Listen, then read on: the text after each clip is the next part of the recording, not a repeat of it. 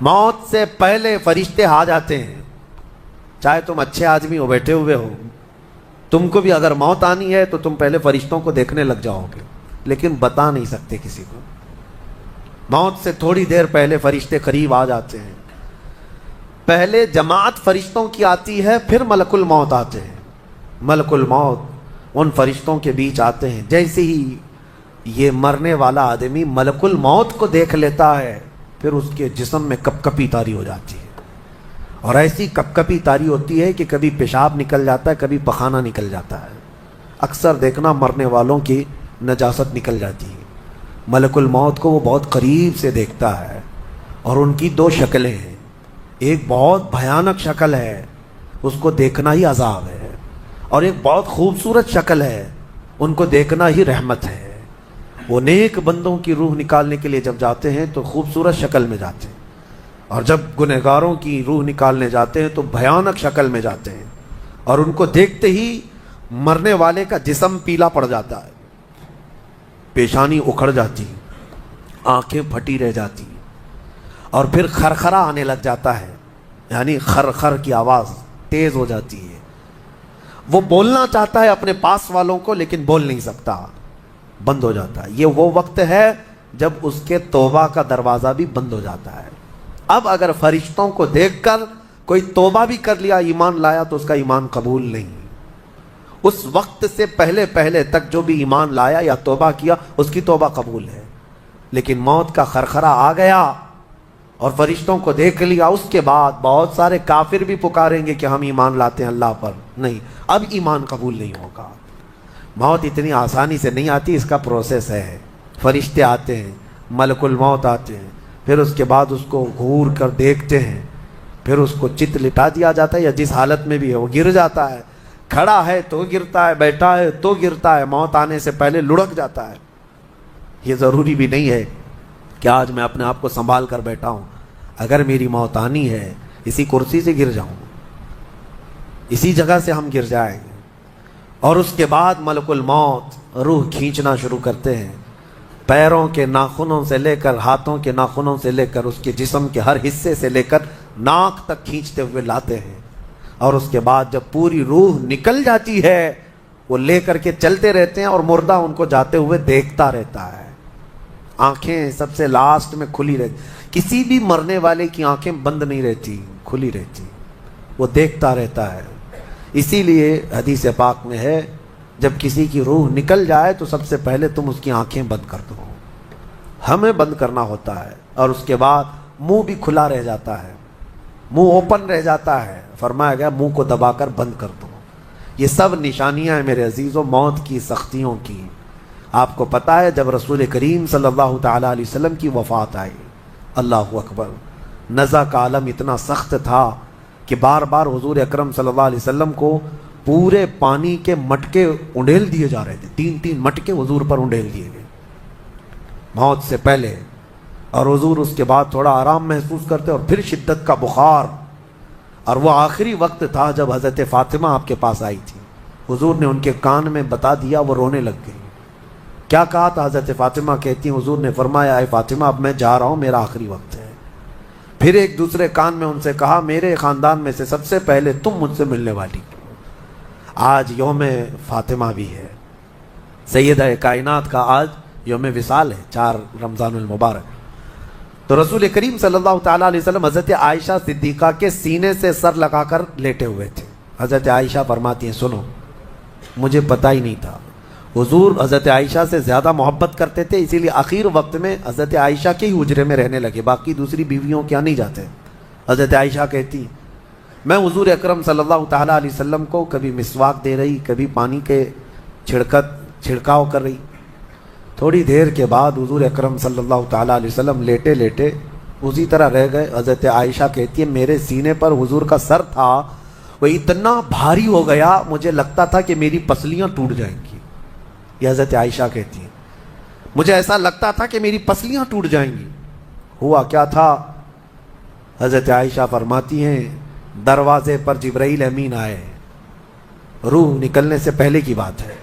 حضرت عائشہ فرماتی ہیں، حضور کے پاس جبرائیل آخری بار آئے، وہ غمگین حالت میں آئے، یا جس حالت میں ہو حضرت رسول کریم صلی اللہ علیہ وسلم سے عرض کرنے لگے یا رسول اللہ دروازے پر موت کا فرشتہ کھڑا ہے، آپ کی اجازت چاہتا ہے، اگر آپ اجازت دے دیں تو وہ آئے گا اور آپ کی روح پاک کو اللہ کے حضور لے جائے گا۔ اور یا رسول اللہ آج سے پہلے اس فرشتے نے کسی سے اجازت نہیں لی اور قیامت تک کسی کی روح نکالنے کے لیے وہ اجازت لے گا بھی نہیں۔ یہ صرف رسول پاک کی خصوصیت تھی۔ حضور نے فرمایا آنے دو، ملک الموت آئے، اور جب حضور کی اجازت سے روح نکالی تو حضرت عائشہ کہتی ہیں اتنا بھاری ہو گیا تھا سر کہ مجھے لگتا تھا کہ میری پسلیاں ٹوٹ جائیں گی سینے کی۔ اور اس کے بعد حضرت عائشہ فرماتی ہیں میں نے حضور کے سر مبارک کو نیچے کی طرف کیا، مجھے پتہ بھی نہیں تھا کہ حضور کا انتقال ہوا۔ میں حضور اکرم صلی اللہ علیہ وسلم سے باتیں کرنے میں مصروف تھی، اسی میں حضرت ابوبکر صدیق حجرے میں آئے، پوچھا عائشہ کیا حال ہے حضور کا؟ حضور اکرم صلی اللہ علیہ وسلم کو دیکھا حضرت ابوبکر نے اور پیشانی مبارکہ پر ہاتھ رکھا تو وہ بہت ٹھنڈی تھی، ماتھے کو بوسہ دیا اور ایک آہ بھری اور ایک جملہ کہا تھا یا رسول اللہ ایک بار موت آنی تھی وہ آپ پر آ گئی، اب موت کی سختی اللہ دوبارہ کبھی آپ کو نہیں عطا کرے گا۔ موت کی سختی کیونکہ حضور کو انہوں نے دیکھا تھا، کئی دنوں سے تکلیف تھی، 13 دن تک حضور پاک صلی اللہ علیہ وسلم کو تکلیف تھی، 13 دن تک۔ حضرت ابوبکر کہتے ہیں یا رسول اللہ اب موت کی سختی دوبارہ کبھی نہیں آئے گی، جو اللہ کا وعدہ تھا وہ پورا ہو گیا۔ پورا کھل کر کے رو بھی نہیں پا رہے تھے ابوبکر صدیق اور اپنے اندر دبا بھی نہیں پا رہے تھے۔ موت کی سختی انہوں نے دیکھا اور اس کے بعد کہا اے عائشہ کیا دیکھ رہی ہو، اللہ کے رسول ہم سے رخصت ہو چکے ہیں۔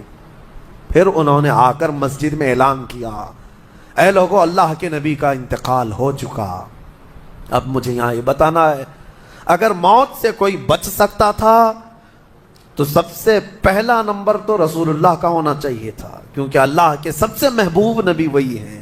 جب رسول پاک صلی اللہ تعالیٰ علیہ وسلم کو بھی موت آئی تو میاں ہمارا اور تمہارا شمار نہیں، چاہے 100 سال زندگی مل جائے لیکن مرنا ضرور ہے۔ بہرحال یہ باتیں بڑی طویل ہو جائیں گی، موت کا تذکرہ اس لیے بھی میں زیادہ کرتا ہوں کہ حدیث پاک میں ہے مومنوں کو یہ تذکرہ کرو تاکہ ان کو گناہوں سے نفرت پیدا ہو جائے اور آخرت کے سفر کی تیاری وہ شروع کریں۔ اللہ کریم ہم سب کو دنیاوی خرافات سے محفوظ فرمائے، دنیا کی لذتوں سے اور یہ فانی خرافات میں مبتلا ہو کر آخرت بھولنے سے اللہ ہماری حفاظت فرمائے۔ مولا کریم جب ہماری موت آنے کو ہو تو ہماری زبانوں پر کلمہ طیبہ جاری فرما دے۔ رب ذوالجلال موت سے پہلے تیرے حبیب پاک کے چہرے کی زیارت نصیب فرما۔ اے کریم خدا کیا ہی بہتر ہوتا، میں گنہگار ہوں اور بڑے مرتبوں کی خواہش، تو کریم ہے خدایا تیری بندہ پروری ہے، کیا ہی بہتر ہوتا مولا کہ موت آئے تو رمضان کا مہینہ مل جائے، جمعۃ المبارکہ مل جائے، مولا تیرے وعدے کے مطابق ہم قبر کے عذابات اور سوالات سے محفوظ ہو جائیں۔ اے اللہ آج کی اس تفسیر پاک میں تیری جلال و جبروت اور تیری عزت کا وسیلہ لیتے عرض کرتا ہوں ہم میں سے جو رخصت ہو چکے ہیں، ہمارے آبا و اجداد، ہمارے باپ، ہماری مائیں، ہمارے رشتہ دار جو قبروں میں برسوں سے اب آرام کر رہے ہیں، اے اللہ تو اس رمضان کے صدقے ان کی مغفرت فرما دے۔ اے کریم خدا ہمارے گھروں میں عید آ جاتی ہے، رمضان کے آتے ہی دسترخوان بھر جاتے ہیں، ہمارے گھروں میں خوشیاں دوبالا ہو جاتی ہیں، ہمیں نہیں معلوم قبروں والوں کے ساتھ کیا ہوتا ہے، ہمیں پتہ نہیں قبرستان میں ان کے ساتھ کس طرح کی راتیں ہیں اور کس طرح کے دن ہیں۔ اے کریم خدا تجھے تیرے جلال و جبروت اور تیری عزت کی قسم جو مومنین ہم سے رخصت ہوئے ہمارا کسی بھی طرح کا ان سے تعلق رہا ہو، مولا اس عید سے پہلے ان کو جنتی خان نعمت عطا فرما دے۔ اے اللہ ان سب کو بھی رمضان کی بہاریں عطا فرما۔ تم جہاں کہیں پر بھی جاؤ موت تمہیں آ کر پکڑے گی۔ بروج مشیدہ کا مطلب ہوتا ہے بہت ہی پکے محل میں بھی اگر تم بیٹھ جاؤ، بہت مضبوط محل میں تم بیٹھ جاؤ، موت آنا ہے وہاں پر بھی آئے گی۔ ہم نے دیکھا ہے بڑے بڑے محلات میں رہنے والے بھی اور جنہوں نے آسمان چھوتی ہوئی عمارتیں بنائی وہ بھی موت کے ہتھے چڑھی گئے۔ موت تو آنا ہے۔ آج ہمارا حال یہ ہوتا ہے کہ دنیا میں اس قدر مصروف ہو جاتے ہیں کہ موت کو بھول جاتے ہیں۔ تمہیں پتہ بھی ہے کہ اچانک آنے والی یہ موت بالکل مہلت نہیں دیتی، بالکل مہلت نہیں دیتی۔ آپ اگر آس پاس میں اپنی نظریں ڈالیں تو آپ کے دوستوں میں کئی جا چکے ہوں گے، جن کی عمر زیادہ نہیں تھی وہ جا چکے۔ موت کے لیے عمر کوئی متعین نہیں ہے کہ بڑھاپے میں آئے گی یا بیماری سے آئے گی، اچھے لوگوں کو بھی موت آ جاتی ہے، چلتے پھرتے لوگوں کا جنازہ آ جاتا ہے، کسی کے لیے بھی کوئی وقت معین نہیں۔ اور قرآن میں اللہ تعالیٰ یہ فرماتا ہے اگر بندہ موت سے بھاگنے کے لیے، جس کو کہتے ہیں پریکاشن لینا، کہیں جا کر کے محفوظ مقام پر چھپنے کی کوشش کرتا ہے، وہ آئے گی موت۔ بزرگوں نے ایک حکایت لکھی ہے کہ ایک بادشاہ کو نجومیوں نے بتایا تھا کہ فلاں دن تمہاری موت آنے والی ہے۔ نجومی ستاروں کا علم جاننے والے اٹکل پچھو سے کچھ نہ کچھ تو بتا دیتے تھے۔ تو اس بادشاہ کو نجومیوں نے جب دن بتایا، اس دن اس نے کیا کیا، ایک ایسا حجرہ، ایک کمرہ بنایا جس میں کوئی چیز آ ہی نہیں سکتی، کوئی چیز نہیں، صرف اس نے ایک سوراخ رکھا ہوا کے لیے، اور اس میں سے مچھر بھی نہ آ سکے، مکھی بھی نہ آ سکے۔ اس حجرے کے اندر وہ چلا گیا، وہ پورا دن اس کو تھا کہ میں موت کو چکما دے دوں گا، اور نجومیوں نے یہ بتایا تھا کہ بچھو کے ڈنک مارنے سے تمہاری موت آئے گی۔ اس نے کہا بس مجھے بچھو سے بچنا ہے، بچھو نہ آنے پائے ایسا میں پورا انتظام کر لوں گا۔ اس نے پورا ایک راؤنڈ شیپ کا کمرہ بنایا اور اس میں اندر بند ہو گیا، لیکن اس کی ایک کمزوری یہ تھی کہ اس کا گھوڑا تھا، بہت بے حد اس کو عزیز تھا، وہ گھوڑے کو چھوڑ کر کبھی رہتا نہیں تھا۔ اس نے کہا مجھے اور میرے گھوڑے کو بند کر دو، آج موت کا دن ہے، اگر آج کے دن میں نے موت کو چکما دے دیا تو پھر ہمیشہ کی زندگی ہے، ٹائم اگر ٹل گیا تو پھر موت نہیں آئے گی۔ تو وہ اس نیت سے وہ روم کے اندر بند ہو گیا اور لوگوں سے کہا کہ کوئی مجھے نہ دروازہ کھولے اور نہ کسی کے لیے دروازہ کھولے، پورا دن گزرنے دو۔ دن گزرتا رہا، شام کا وقت قریب آیا، اس کے ساتھ تھا اس کا گھوڑا اور وہ کوئی نہیں۔ اتفاق دیکھیں، اللہ رب العزت کی طرف سے جو سبب بننا ہے وہ بنے گا۔ اس کے گھوڑے کو بہت تیز چھینک آئی اور اس کی چھینک سے اس کی ناک سے بچھو نکلا اور اس بادشاہ کو ڈنک مارا اور وہیں اس کی موت ہو گئی۔ اینما تکونوا یدرککم الموت، اللہ نے فرمایا تم جہاں کہیں رہو موت آ کر پکڑ لے گی۔ ہمارے علاقے میں ایک ڈاکٹر تھے، وہ کارڈیالوجی تھے، ہارٹ کے اسپیشلسٹ تھے، اور ان کے ہاتھ میں بہت سارے ڈاکٹرز پریکٹس کر کر کے بڑے ماہر بنے، ہارٹ کے اسپیشل ڈاکٹر، اور یہ اخبار میں بھی بات آئی تھی۔ اس ڈاکٹر کا حال یہ تھا کہ برسوں آپریشن اور سرجری کر کے لوگوں کے ہارٹ صحیح کیے یا بائی پاس کیے، لیکن اتفاق ایسا کہ ایک دن وہ لیب میں اندر ہاسپٹل کے لیبارٹری میں کام کر رہا ہے ڈاکٹر، اور اس کے ساتھ 4 اسسٹنٹ ڈاکٹر بھی ہیں اور نرسز بھی ہیں، سارے کہاں پر، لیب کے اندر، ساری مشینیں بھی موجود ہیں۔ اس ڈاکٹر کو وہیں پر ہارٹ اٹیک آیا، جو ہارٹ کا خود اسپیشلسٹ ہے، اور دوسرے ڈاکٹرز وہاں پر موجود بھی ہیں۔ انہوں نے اٹھایا، اسٹریچر پر ڈالا، آئی سی یو میں ہی تھے، لیب کے اندر موجود تھے، لیکن وہ چند منٹوں کے اندر ڈاکٹر کی موت ہو گئی، نہ کوئی ڈاکٹر بچا سکا، نہ اس کو دوا دی جا سکی۔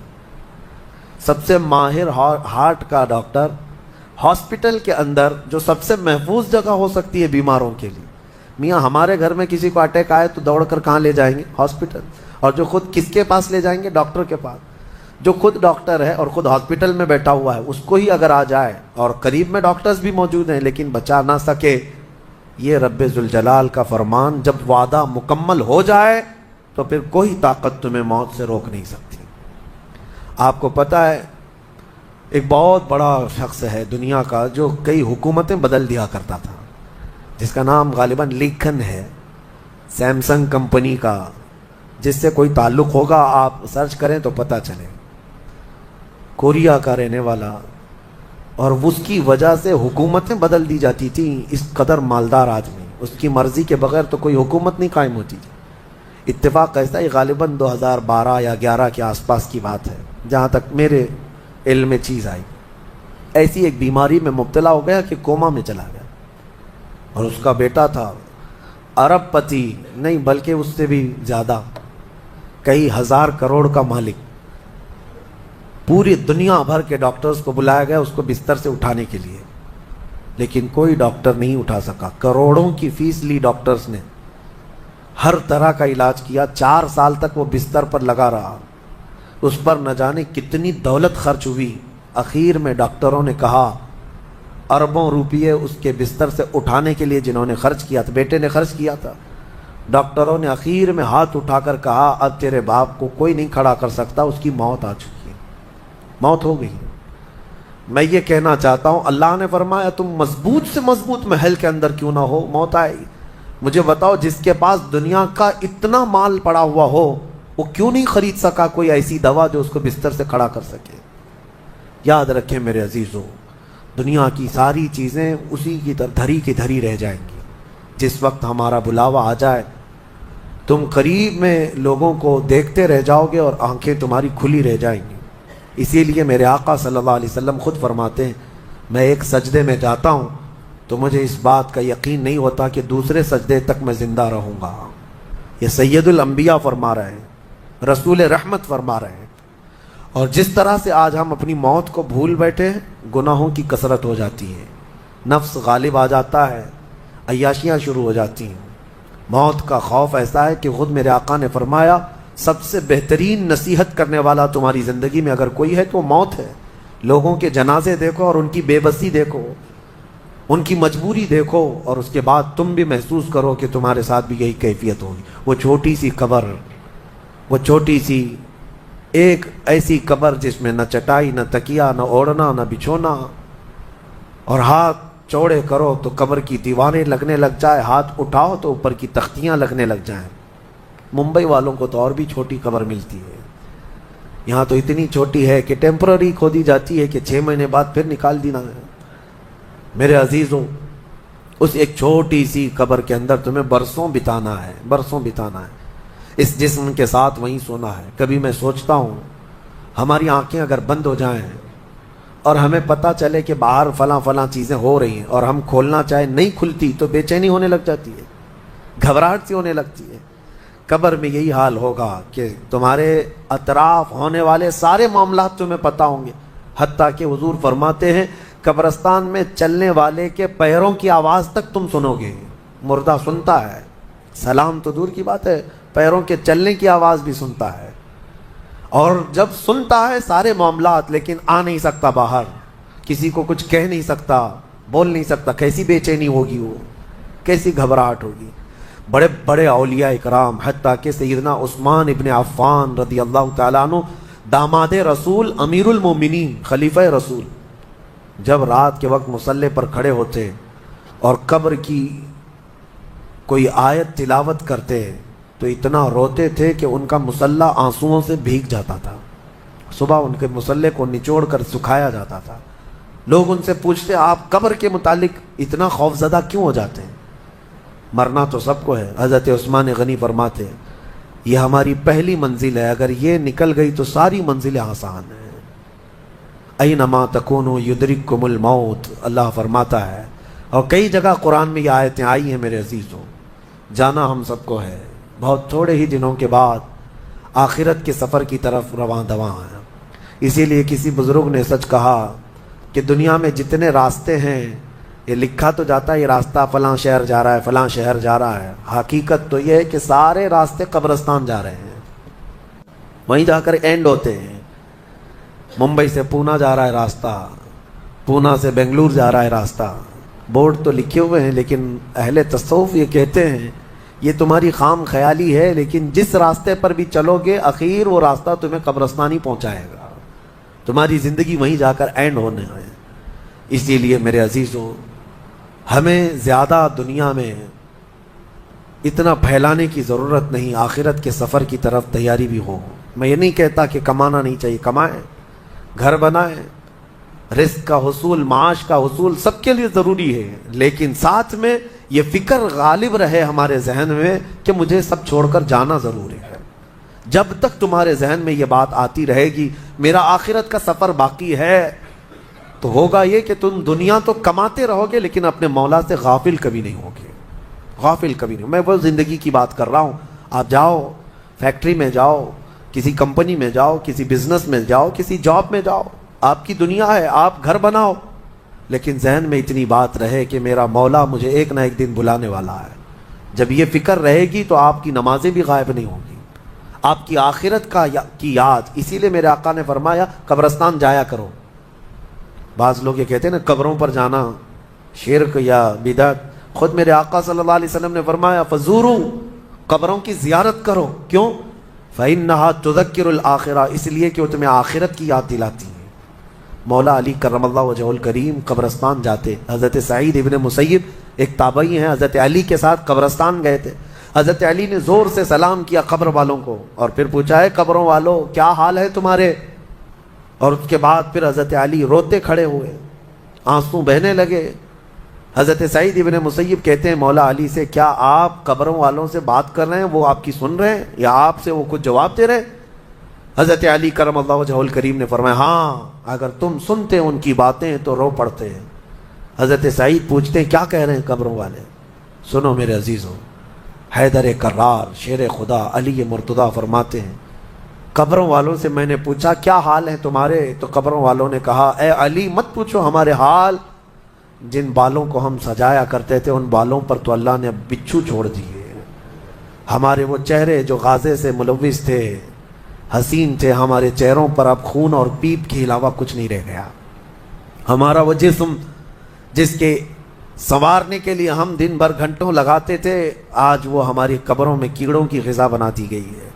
حضرت علی فرماتے ہیں قبروں والوں نے جب ہم سے یہ کہا تو ہم نے رو پڑا, ہمیں رونا آ گیا. یقیناً میرے عزیزوں وہ منزل آپ کی بھی ہے میری بھی ہے, ہمیں بھی جانا ہے آپ کو بھی جانا ہے. حضرت سفیان ثوری فرماتے ہیں ایک چھوٹی سی بچی کو آپ نے ایک جنازے کے پیچھے جاتے ہوئے دیکھا روتے ہوئے. وہ لڑکی اپنے باپ کے جنازے میں جا رہی تھی, رو رہی تھی اور یہ کہہ رہی تھی اتنی بڑی مصیبت کا دن ہمارے اوپر کبھی آج تک آیا ہی نہیں تھا. حضرت سفیان ثوری نے کہا بیٹا تم پر نہیں, تمہارے باپ پر جو دن آیا وہ کبھی نہیں آیا تھا. موت کا دن, موت کا دن سب سے سخت دن ہے, سب سے سخت دن ہے. موت کس طرح سے آتی ہے پتہ ہے؟ فرمایا گیا جیسے ریشم کے کپڑے کو کانٹوں کی جھاڑی پر ڈال دو اور کپڑا کھینچو, کپڑے کے تار تار نکلتے جائیں گے. فرمایا گیا ملک الموت روح نکالنے کے لیے جب آتے ہیں تو اسی طرح سے روح نکالتے رہتے ہیں انگلیوں سے, پیروں کی ہاتھوں کی انگلیوں سے, ناخنوں سے روح نکلتی نکلتی آتی ہے. ایک ایک جوڑ سے روح نکلتی ہے, یہاں تک کہ ناک تک اس کو کھینچ کر کے لایا جاتا ہے. اور قرآن میں اللہ فرماتا ہے تم اگر دیکھو گے کہ روح کیسی نکالی جا رہی ہے, یضربون وجوہہم وادبارہم, فرشتے آتے ہیں پیٹھ پر پیچھے مارتے ہیں, زور زور سے مارتے ہیں اور پیشانیوں پر مارتے ہیں اور یہ کہتے ہیں اے نکل جا روح. اللہ فرماتا ہے تم اگر دیکھو گے کہ فرشتے کس طرح روح نکالتے ہیں تو کانپ کر رہ جاؤ گے, مار مار کر کے روح کو نکالا جاتا ہے. اور یہ چھوٹا سا وقت نہیں ہے, ادھر جھٹکا لگا ادھر موت ہو گئی, لمبا پروسیس ہے. اس سے جو گزرتا ہے وہی بتا سکتا ہے. بعض لوگوں کو ایسا لگتا ہے زہر کھا لیا ابھی موت ہو گئی, سوسائڈ کر لیا ابھی موت ہو گئی. موت اتنی آسانی سے نہیں آتی, لمبا